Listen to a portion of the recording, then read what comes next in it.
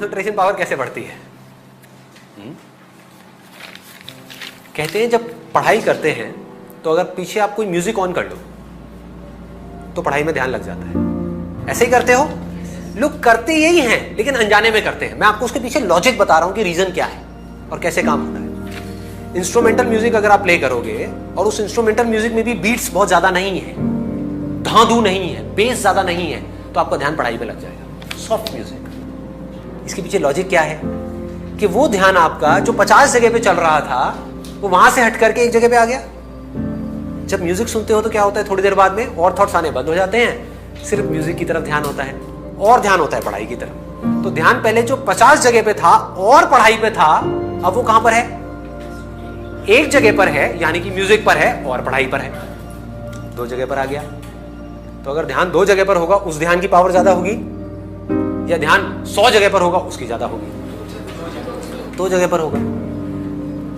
अब इस साउंड में देखो क्या होता है।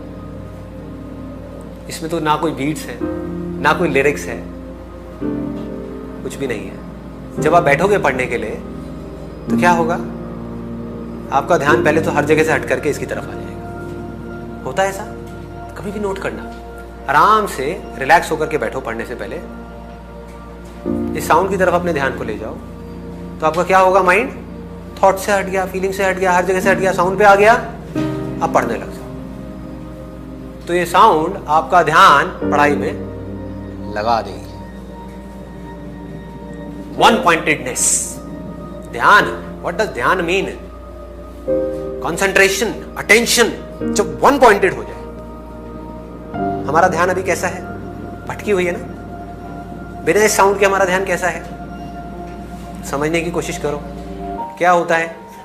कभी बाहर से कोई साउंड आ गई, कभी कुछ दिख गया, कभी कुछ याद आ गया, कभी ये याद आ गया कि अब ये करना है, ये हुआ था, 1000 जगह पर है। समझ रहे हो? तो ध्यान कैसे भटक रहा है।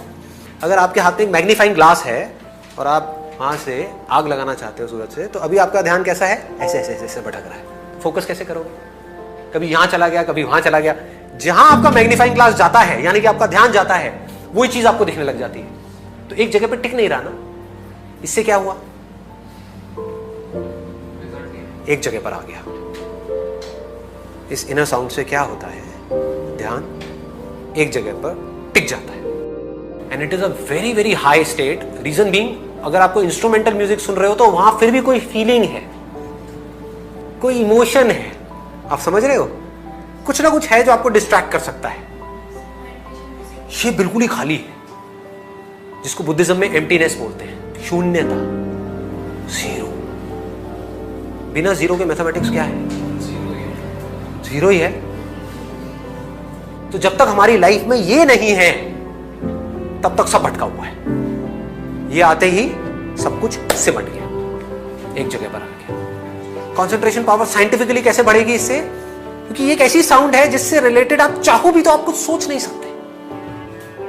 एक इंस्ट्रूमेंटल सॉन्ग है, यहां आकर के माइंड मर जाता है। फिर जैसे ही माइंड को एक गोल मिलता है तो माइंड अपनी पूरी एनर्जी उस गोल की तरफ लगा देता है। तो 2 घंटे में जो आप पढ़ाई करोगे, that will be equivalent to 20 घंटे की पढ़ाई उस आदमी के कंपैरिजन में जिसका ध्यान भटका हुआ है। 2 घंटे में जिसका ध्यान 1000 बार भटक रहा है, मान लो शुरू में आपका भी ध्यान 2 घंटे में 10 बार भटकता है, लेकिन उसका 1000 बार भटक रहा है। या आप ही का पहले 1000 बार भटकता था, अब सिर्फ 10 बार भटका।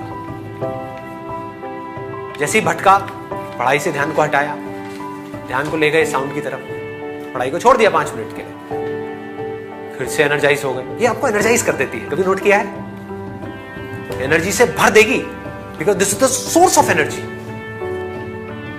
तो यहां से आप एनर्जी से भर गए, भरते गए भरते गए भरते गए, फिर आधा घंटा पढ़ाई करी, ब्रेक लिया, थोड़ी देर इसको सुना, फिर पढ़ाई करी, बढ़ गई कंसंट्रेशन पावर।